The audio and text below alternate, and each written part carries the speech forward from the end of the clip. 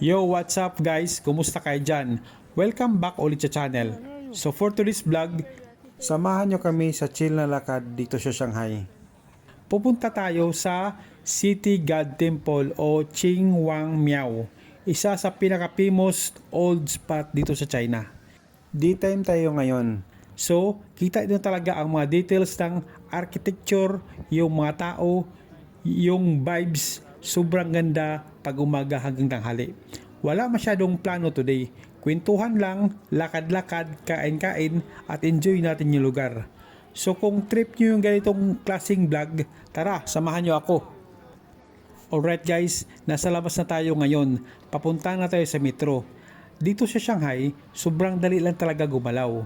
Sakay ka lang ng metro, baba ka sa Yuyuan Garden Station, tapos lakad ka lang ng ilang minuto, City God Temple area na agad. Actually, ang saya talaga mag-commute dito kahit pag-isa ka lang. Safe at organized.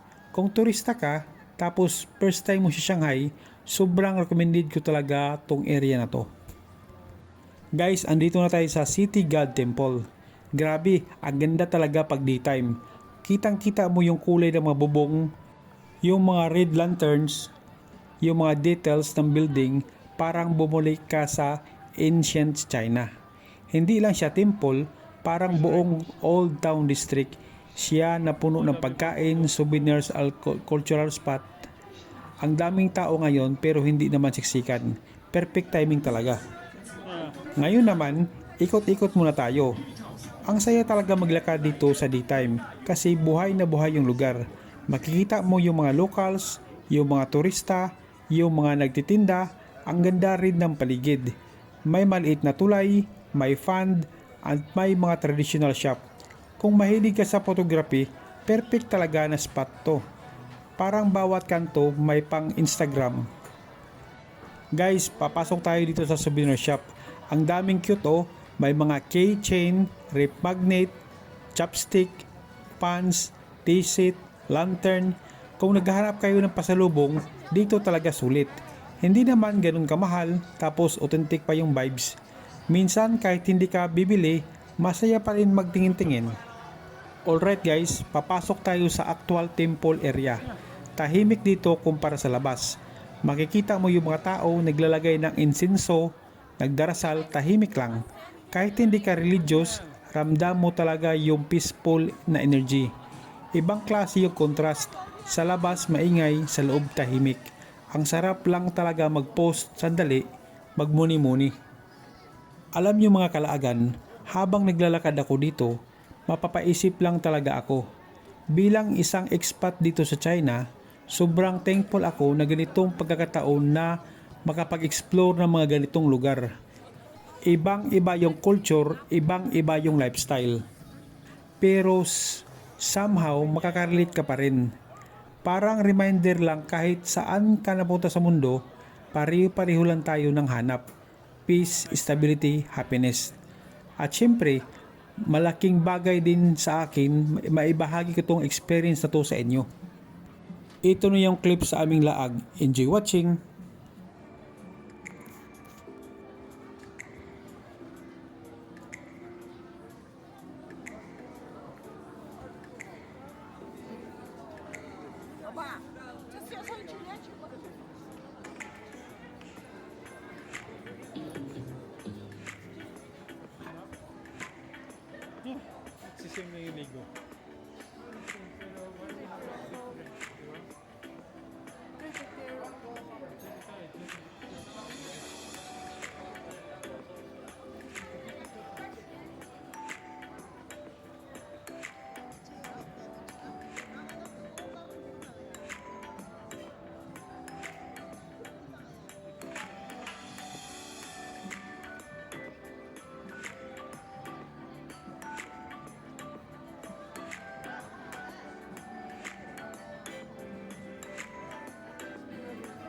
Your brother?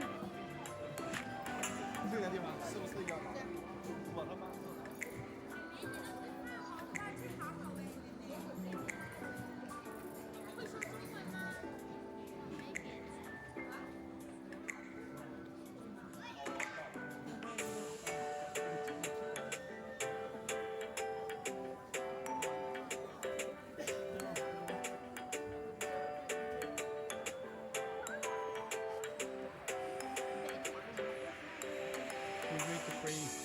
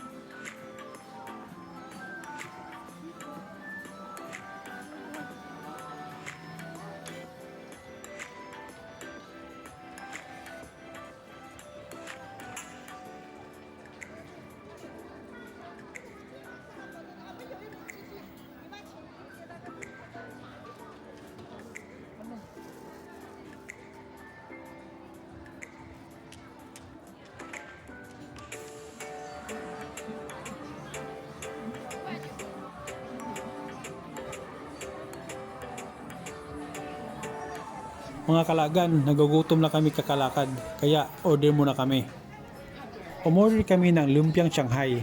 Actually, pani lang siya kasi sa Pinas, sanay tayo sa lumpiang Shanghai na maliit. Pero dito sa Shanghai, legit na legit yung name. Grabe ang bango talaga, amoy pa lang, gutom ka na agad. Sobrang crispy sa labas, yung loob, juicy, tapos flavorful. Iba't ibang lumpia natin sa Pinas pero mas masarap pa rin. Hindi lang siya ganun katamis, more on savory talaga. Perfecto pang snack. Alright mga kalagan, tapos na ang ating Daytime City God Temple Adventure. Sobra saya ng lakad today. Old Town vibes, food trip, temple bells. Kung nagustuhan niyo yung ganitong video, huwag kalimutan mag-like, mag-comments, at mag-subscribe sa channel. Sabihin nyo na rin sa comments kung saan nyo gusto puntahan natin next dito sa Shanghai. Maraming salamat sa panonood. Ingat kayo palagi. See you sa next vlog. Bye!